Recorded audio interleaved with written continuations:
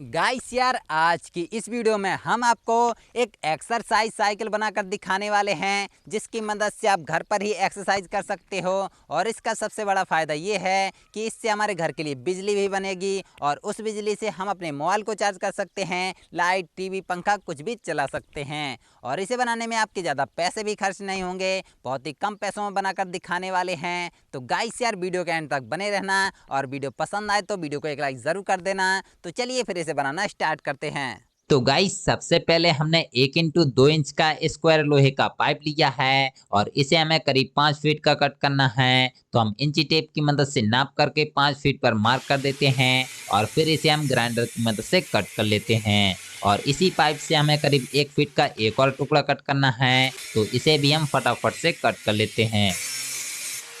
और अब इसके बाद हमने 1 इंटू 1 इंच का स्क्वायर पाइप लिया है, इसे हमें करीब 4 फीट का कट करना है। तो हम 4 फीट पर मार्क कर लेते हैं और फिर इसे हम ग्राइंडर की मदद से कट कर लेते हैं। और इसी की साइज का हमें एक और पीस कट करना है। तो हम दोनों पाइप को बराबर में रख करके मार्क कर लेते हैं और फिर इसे भी हम ग्राइंडर की मदद से फटाफट से कट कर लेते हैं। और कट करने के बाद जो ये टुकड़ा बचा है, इसे इन दोनों पाइप के आगे साइड पर कुछ इस तरीके से फिक्स करना है और फिर इसे वेल्डिंग कर देना है।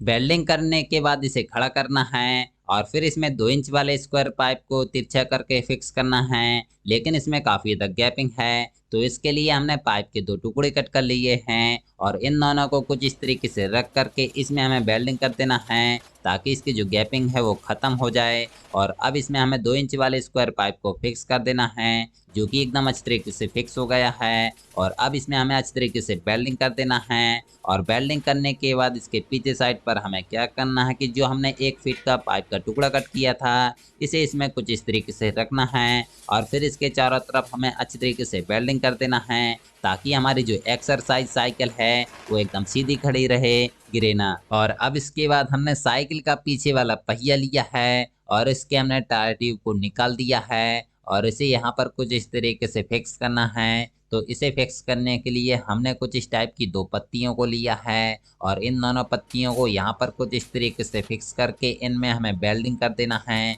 तो हमने दोनों पत्तियों को अच्छी तरीके से वेल्डिंग कर दिया है। अब इसमें हमें पहिए को फिक्स कर देना है और फिर इसके दोनों नट को कस करके अच्छे से टाइट करना है। तो इसे हम रिंच की मदद से टाइट कर देते हैं और आप देख सकते हो कि इसमें हमारा पहिया अच्छी तरीके से फिक्स हो गया है। इसके बाद हमने 2 इंच वाले स्क्वायर पाइप में एक छोटे से टुकड़े को वेल्डिंग कर दिया है और इसे यहाँ पर कुछ इस तरीके से रख करके इसमें हमें वेल्डिंग कर देना है ताकि ये इसमें अच्छी तरीके से फिक्स बना रहे। और अब हमने एक मोटे से सरिये को लिया है और इसमें हमने 2 बेरिंग को फिक्स करके वेल्डिंग कर दिया है और इसे यहाँ पर कुछ इस तरीके से रख करके दोनों बेरिंग में हमें वेल्डिंग कर देना है। और वेल्डिंग करने के बाद हमें अपनी साइकिल को वापस से सीधा खड़ा कर देना है। और अब हमने एक साइकिल का पैडल लिया है और इसे हम इस सरिये में फिक्स कर देंगे और ये ऐसे ही फिक्स बना रहे। तो इसमें हम एक बोल्ट को डाल करके इसे हम हथौड़ी की मदद से ठोक देंगे और आप देख सकते हो कि इसमें हमारा पैडल अच्छी तरीके से फिक्स हो गया है। और अब हमने एक गियर वाला पैडल लिया है और इसे हम इसकी दूसरी साइड पर फिक्स करेंगे।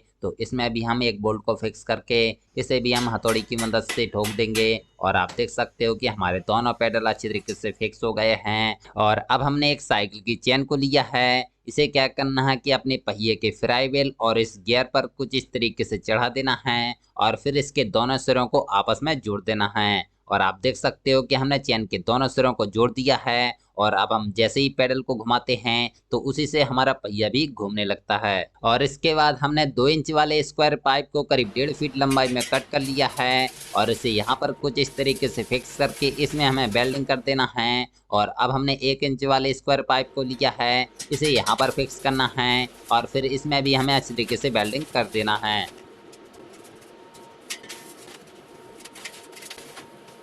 तो गाइस आप देख सकते हो कि हमारी एक्सरसाइज साइकिल बनकर तैयार हो चुकी है। तो चलिए पहले हम थोड़ी सी एक्सरसाइज कर लेते हैं। और हाँ गाइस, जब भी हम एक्सरसाइज करेंगे और इसमें हमारी जो एनर्जी वेस्ट होगी उस एनर्जी से हम बिजली बना सकते हैं। तो बिजली बनाने के लिए हमने तो डायनामो मोटर को लिया है जो कि 12 वोल्ट से 24 वोल्ट तक आराम से निकाल देती हैं, वो भी बहुत कम आरपीएम में। और ये दोनों ही मोटर 2-2 एम्पियर की हैं। और अब हमने 2 पुल्ली को लिया है और इन पुल्ली को हमने लकड़ी की मदद से बनाया है। तो आप भी लकड़ी की मदद से ऐसे ही पुल्ली बना सकते हो। और इन दोनों पुल्ली को दोनों मोटर की शाफ्ट में फिक्स कर देना है। और अब हमने एक प्लाईबोर्ड को लिया है और इस प्लाईबोर्ड में दोनों मोटर को कुछ इस तरीके से फिक्स करना है। तो इसे फिक्स करने के लिए हमने पीवीसी शीट से कुछ इस टाइप की क्लिप को बनाया है और इस क्लिप को मोटर में कुछ इस तरीके से फिक्स करके इसमें हमें स्क्रू को कस देना है। और सेम इसी तरीके से हमें दूसरी वाली मोटर को भी फिक्स कर लेना है। तो आप देख सकते हो कि हमने दोनों मोटर को अच्छी तरीके से फिक्स कर लिया है। और अब हमें क्या करना है कि इन दोनों मोटर को हमें पैरेलल में कनेक्ट करना है। तो दोनों मोटर के हम वायर को छील करके अंदर के तार को निकाल लेते हैं और अब इन्हें हम पैरेलल में कनेक्ट कर लेते हैं, यानी कि नेगेटिव से नेगेटिव और पॉजिटिव से पॉजिटिव को कनेक्ट कर देना है। इससे क्या होगा कि इसका वोल्टेज तो सेम ही रहेगा लेकिन इसका जो एम्पियर है वो बढ़ जाएगा। तो चलो अब इसे अपनी एक्सरसाइज साइकिल में फिट कर लेते हैं। बस आपको ध्यान रखना है कि जो हमारी मोटर की पुल्ली है वो रिम के एकदम सेंटर में होनी चाहिए। और अब हमने साइकिल की ट्यूब को पतला पतला कट कर लिया है, ये हमारी बेल्ट का काम करेगा। तो इसे अपने रिम के ऊपर कुछ इस तरीके से चढ़ा लेना है और फिर इसके दोनों सिरों को आपस में जोड़ना है। तो इसके एक सिरे में हमें थोड़ा सा फेविक्विक लगा देना है और फिर इसके दोनों सिरों को आपस में चिपका देना है। और अब इस ट्यूब को दोनों मोटर की पुल्ली में कुछ इस तरीके से चढ़ा देना है। इससे क्या होगा कि जब भी हमारा पहिया घूमेगा तो उसी से हमारी मोटर घूमेगी और फिर इससे बिजली बनेगी। तो चलो हम इसका वोल्टेज चेक कर लेते हैं। तो इसके लिए हमने मल्टीमीटर को डीसी वोल्टेज पर सेट कर दिया है और अब इसकी दोनों पिनों को मोटर के दोनों वायर से कनेक्ट कर देना है और फिर इसे चला करके देखना है कि ये कितना वोल्टेज तक निकाल पाती हैं। और आप देख सकते हो कि 17, 18, 21 वोल्टेज तक आराम से निकाल दिया है। लेकिन गाइस इतने में हमारा कुछ भी नहीं होने वाला है, क्योंकि इतने में ना ही हमारा पंखा चल पाएगा और ना ही मोबाइल चार्ज हो पाएगा। इतने में बस 12 वोल्ट की चीजें ही चल पाएंगी। लेकिन गाइस हमें अपना मोबाइल चार्ज, लाइट, पंखा सब कुछ चलाना है और उसके लिए चाहिए 220 वोल्ट। तो इसके लिए हमने ये इन्वर्टर किट को लिया है जो कि 12 वोल्ट से 220 वोल्ट पावर निकालती है। और इसमें हमने एक 12 वोल्ट की बैटरी को लगाया है और यहाँ पर हमने एक स्विच को लगाया है। जैसे ही हम इसे ऑन करेंगे तो यहाँ से हमें 220 वोल्ट पावर मिलेगा। लेकिन गाइस आप में से काफी भाइयों के मन में सवाल आ रहा होगा कि हमने इस बैटरी को क्यों लगाया है, जबकि हमारी मोटर भी 12 वोल्ट पावर निकालती है। तो इसे भी हम डायरेक्ट लगा सकते थे, लेकिन गाइस अगर हम ऐसा कुछ करते तो हमारी इन्वर्टर किट खराब हो सकती है,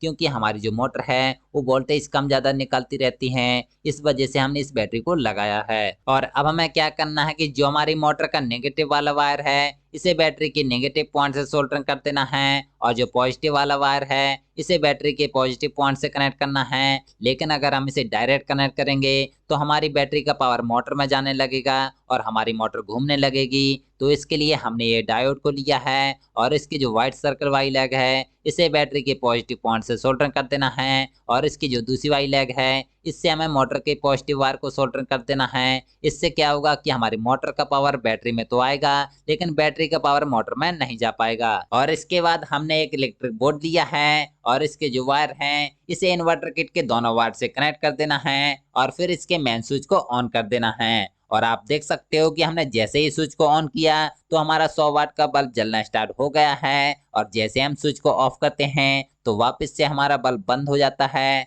और गाइस आप इससे मोबाइल भी चार्ज कर सकते हो, तो हम आपको मोबाइल भी चार्ज करके दिखा दें। तो हमने मोबाइल चार्जर को बोर्ड में लगा दिया है और अब हमने जैसे ही स्विच को ऑन किया तो आप देख सकते हो कि हमारा मोबाइल चार्ज होना स्टार्ट हो गया है। और गाइस आप इसे टीवी, पंखा कुछ भी चला सकते हो। बस आपको ध्यान रखना है कि जो भी चीज हम इससे चलाना चाहते हैं वो 100 वाट से कम का होना चाहिए। वैसे भी हम अपने घर में जो भी एलईडी टीवी यूज करते हैं, पंखा यूज करते हैं वो 100 वाट से कम के ही होते हैं। तो आप एकदम अच्छे तरीके से चला सकते हो। और हाँ गाइस, जब भी हम एक्सरसाइज करेंगे तो इससे हमारी बैटरी भी चार्ज होती रहेगी और हमारे घर के लिए बिजली भी बनेगी। तो इस तरीके से आप भी अपने घर के लिए बिजली बना सकते हो, वो भी एकदम फ्री में। तो गाइस यार, आपको हमारी ये वीडियो कैसी लगी नीचे कमेंट बॉक्स में कमेंट करके जरूर बता देना और वीडियो पसंद आई हो तो वीडियो को एक लाइक जरूर कर देना।